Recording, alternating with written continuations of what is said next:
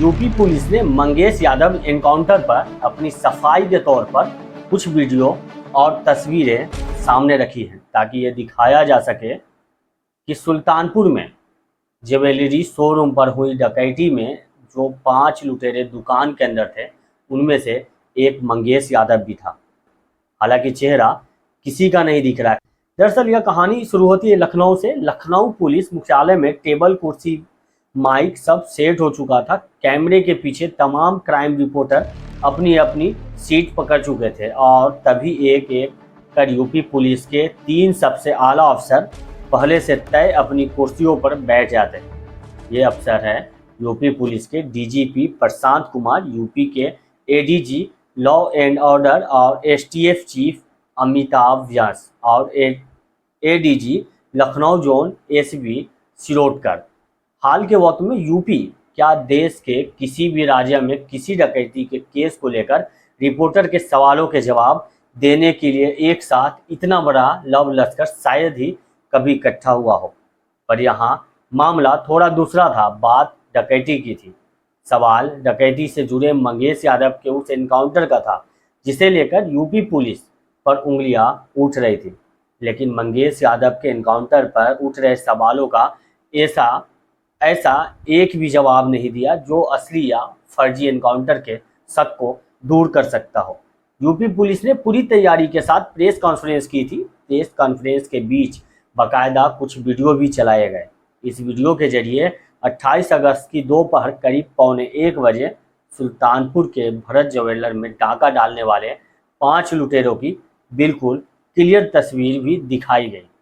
इतना ही नहीं, UP police ने इस तस्वीर पर ग्राफिक्स का भी ठीक वैसे ही इस्तेमाल किया जैसे अमूमन न्यूज़ चैनल वाले करते हैं। हर लुटेरे की इमेज को फ्रीज कर 1 से 5 नंबर तक की गिनती दिखाई गई और सर्कल में उनके नाम भी। ये सारी मेहनत इसलिए थी ताकि ये दिखाया जा सके इस लूटपाट में जो 5 लुटेरे शोरूम के अंदर गए थे उनमें से एक मंगेश यादव भी था। हालांकि चेहरा किसी का नहीं दिख रहा है। खास तौर से जिस डकैत को पुलिस मंगेश बता रही है, एक रिपोर्टर ने पूछ भी लिया। इस पर डीजीपी साहब चुचलाते हुए सवाल न जाने कहां से कहां ले गए। मंगेश यादव के एनकाउंटर को लेकर उठ रहे सवालों के बीच शायद यूपी पुलिस ये भूल गई कि सुल्तानपुर के भरत ज्वेलर्स में हुई डकैती पर किसी को शक नहीं है। वहां डाका पड़ा, ये सच है। डकैत के कैमरे में कैद हुए, ये भी सच है। इन 5 नकाबपोश में एक मंगेश यादव हो सकता है, ये भी मुमकिन है। मंगेश यादव पर चोरी के 8 पुराने केस है, ये भी सही है। वो 2 बार जेल गया है, इसे भी झुठलाया नहीं जा सकता। पर सवाल इस पर था ही नहीं। सवाल तो ये था कि क्या मंगेश यादव का एनकाउंटर फर्जी है? क्या मंगेश यादव को 2 दिन पहले ही उसके घर से उठा लिया गया था? तो इसका जवाब देने के बजाय प्रेस कॉन्फ्रेंस के दौरान मीडिया को वीडियो की शक्ल में मंगेश यादव की मां और उसकी बहन के ये बयान दिखाए गए, उस दावे के साथ कि ये वीडियो 3 सितंबर का है, यानी उस वक्त का है जब पुलिस मंगेश को उसके घर ढूंढने गई थी।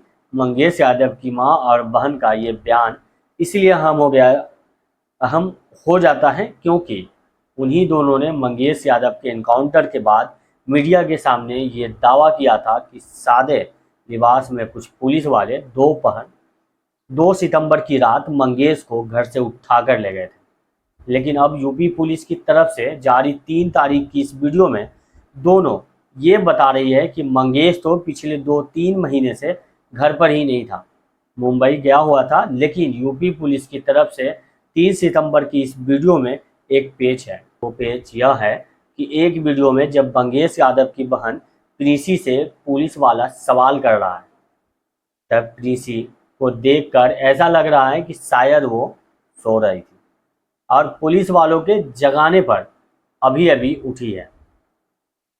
उस वक्त प्रीसी ने सफ़ेद रंग का कोई शर्ट या कुर्ता पहन रखा था। लेकिन उसके बाद जैसे ही मंगेश की मां से पुलिस पूछताछ करती है, तभी प्रीसी राउंड नेक की टी शर्ट में दिखाई देती है, यानी उतनी देर में उसके कपड़े बदल चुके थे।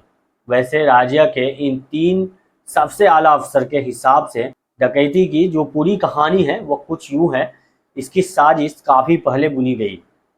फिर 2 बार भरत ज्वेलर को की रेकी भी की गई। प्रेस कॉन्फ्रेंस में रेकी की तस्वीर भी दिखाई गई। इतना ही नहीं, रेकी करने वालों के नाम भी बताए गए। हालांकि खुद यूपी पुलिस के मुताबिक दोनों ही रेकी में मंगेश यादव का नाम नहीं है। लेकिन लूट के जिन 2 मोटरसाइकिल का इस्तेमाल किया गया है, उसकी चोरी में मंगेश का नाम जोड़ लिया गया। लेकिन इन्हीं 2 में से एक बाइक की चोरी को लेकर जब एक रिपोर्टर ने सवाल पूछा कि बाइक चोरी के 8 दिन बाद अचानक उसकी रिपोर्ट कैसे लिखी गई और ये पहले क्यों नहीं लिखी गई थी, तो इस सवाल के जवाब में भी डीजीपी साहब कुछ और ही बोलते सुनाई दिए। दरअसल बकौल पुलिस जिस शख्स की चोरी हुई बाइक इस डकैती में इस्तेमाल हुई थी, उसके मुताबिक ये चोरी 20 अगस्त को जौनपुर के एक अस्पताल के बाहर से हुई थी।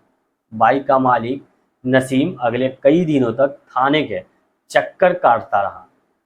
उसने 112 नंबर पर पुलिस को कॉल भी किया, लेकिन किसी ने उसकी रिपोर्ट नहीं लिखी। फिर आता है 28 अगस्त।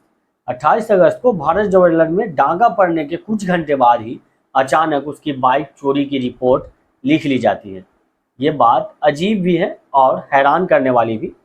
यहाँ सवाल ये भी है कि अगर नसीम की बाइक चोरी की रिपोर्ट वक्त पर लिख ली जाती, अस्पताल के सीसीटीवी फुटेज से बाइक चुराने वालों की निशानदेही कर ली जाती, तो क्या पता भारत ज्वेलर में पड़ने वाले टाके की साजिश का खुलासा पहले ही हो जाता। फिर न डाका पड़ता और न ही यूपी पुलिस को मंगेश यादव का एनकाउंटर करना पड़ता।